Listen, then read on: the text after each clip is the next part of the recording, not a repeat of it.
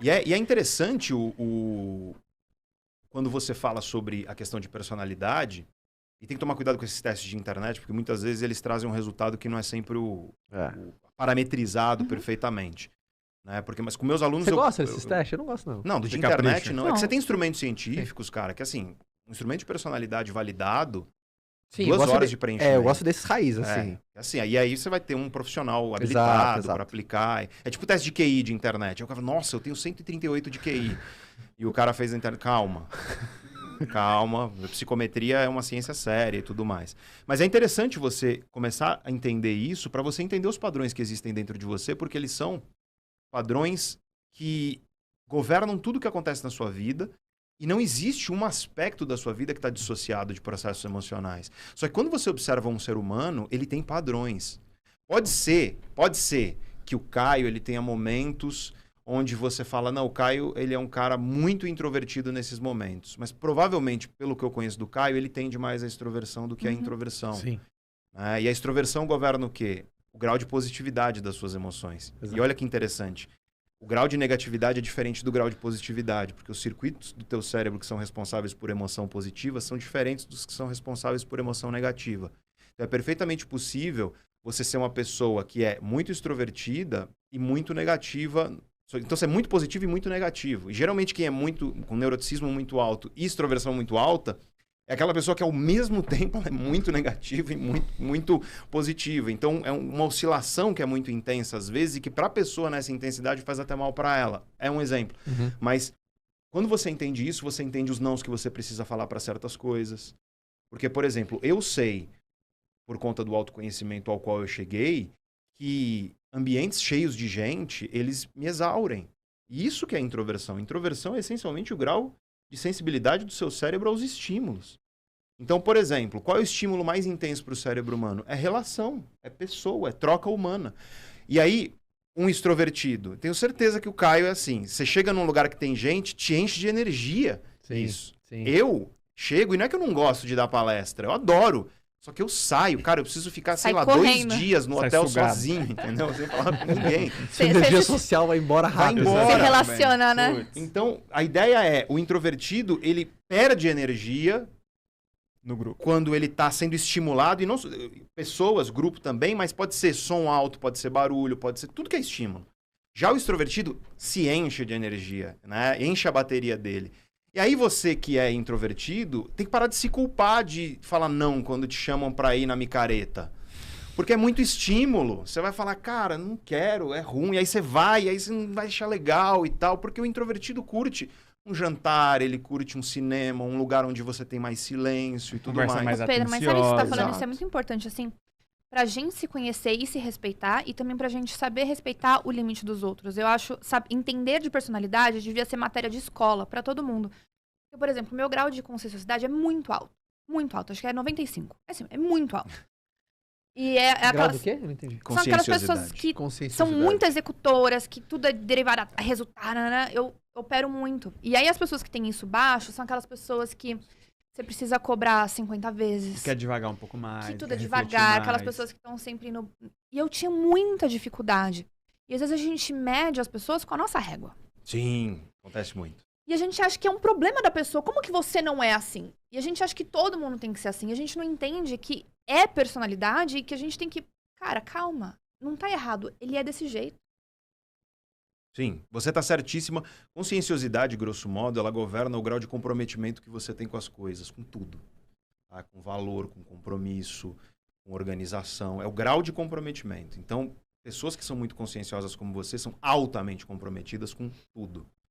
E aí você fala, pô, isso é super legal. E olha, os estudos mostram que pessoas com a tua personalidade, que estão lá no percentil de 5%, né? Ou seja, você tem conscienciosidade maior do que 95% das pessoas, você tende a ganhar mais dinheiro, você tende a ser promovido mais rápido, você tende a ter mais saúde, você tende a, assim, tem várias métricas que são melhores. Só que tem uma coisa, tem os lados negativos. Não sabe descansar. Exato. Não sabe não delegar, sabe exato. descansar. Tudo tem Se seu sente lado. culpado, às vezes, quando tá relaxando, porque Exato. puta, eu tinha que estar produzindo, Eu tinha que erro tá tudo fazendo. isso. Caraca, eu sou tudo isso. Então, assim, aí eu sou o contrário.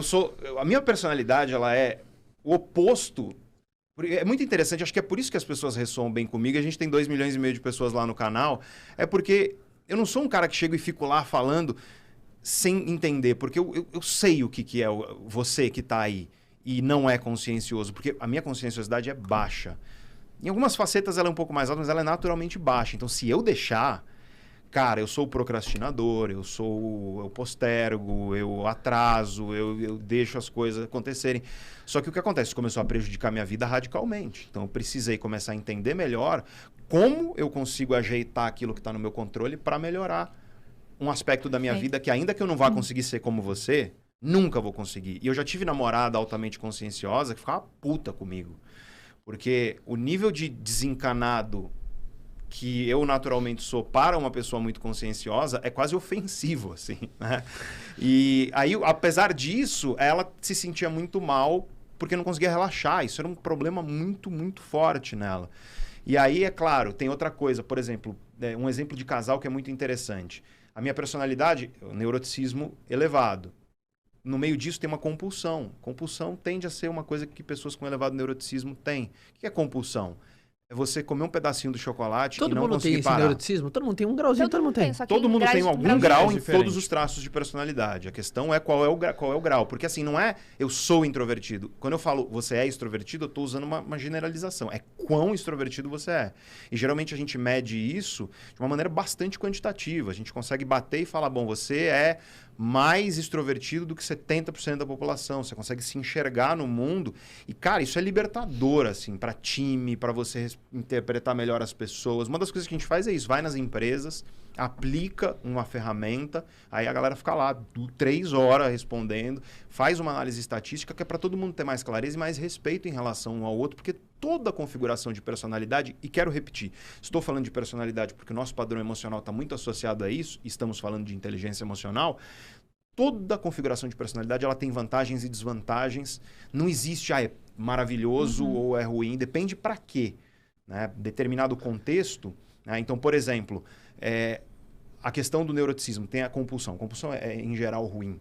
Né? E aí, eu tinha uma ex-namorada que ela comprava chocolate. E, cara, eu sou naturalmente compulsivo. Quando eu tô com o meu autocontrole bom, eu seguro, sem problema. Só que bate uma ansiedadezinha, você tende à compulsão, a gente é bicho e esquece disso, né? Então você deixa emoções às vezes virem à tona e é impossível você ficar o tempo inteiro no comando, porque senão você vai, inclusive, isso é ansiogênico, isso é uma coisa que vai prejudicar a sua saúde. É importante deixar, às vezes, as emoções se expressarem da maneira como elas vêm. E aí o que acontece? Ela compra o chocolate, eu chego, sabe, putz, lançamento, sabe como é que é lançamento? Cara, uma semana inteira, live de 3 horas, aí tem lá um chocolate, vou comer um pedacinho. Cara, eu como a barra inteira. Aí ela virava pra mim e falava assim, mas é só não comer. Isso me deixava muito bravo. Porque eu falava assim, é só pra você, né? Pra mim não é assim.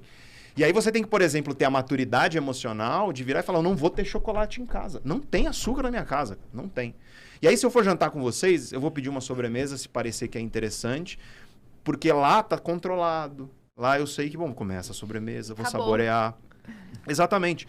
Então, por exemplo, esses padrões emocionais, uma pessoa que é mais compulsiva, então ela começa e não consegue parar. Isso acontece com Netflix. Sabe aquele cara que começa a assistir a série, vira à noite, caga o sono dele, caga a produtividade dele. Por quê? Porque ele não conseguiu dizer não. Então você tem que começar a criar mecanismos de entender que você é assim em primeiro lugar, para que você consiga mudar seus comportamentos e transformar isso. E se não fosse esse autoconhecimento, cara, eu jamais estaria aqui. E aí é o que eu disse. Talvez por isso as pessoas tenho essa ressonância bacana, porque eu sou muito aberto em relação a isso. As pessoas acham, nossa, você deve ser um cara naturalmente disciplinado, desses que acorda 6 horas da manhã, cantando e tal, e não sei o quê. Mas imagina, eu sou o oposto, né? O que eu me transformei foi numa pessoa que entendeu a si mesma ao ponto de entender que tem padrões emocionais que são prejudiciais, existem coisas que eu posso fazer para melhorar isso, tem coisas que não adianta tentar mudar, porque o esforço ele vai ser em vão, e, portanto, você tem que ter uma certa aceitação perante certas coisas, mas que não importa qual é a tua configuração atual em termos de padrões emocionais na tua vida, é possível mudar. Só que para mudar, você vai ter que encarar, sair do modo automático. Porque se tem uma coisa que a emoção faz, é automatismo. Emoção é um negócio que você não escolhe, está acontecendo o tempo inteiro. Então, ou você para em alguns momentos para reflexões e autocontrole mínimo e desenvolver autocontrole, porque autocontrole a gente sabe hoje, a ciência sobre isso é muito clara. Autocontrole é uma competência que você desenvolve. Exato. Né? Não é uma coisa que você... Tudo bem, você tem um autocontrole naturalmente melhor. E, curiosamente, o cérebro de pessoas conscienciosas como vocês, ele é estrutural e funcionalmente diferente nas regiões dorsolaterais do córtex pré-frontal, que estão diretamente associadas a autocontrole. A capacidade que você tem de falar não para impulsos e por aí vai. Entende? Então,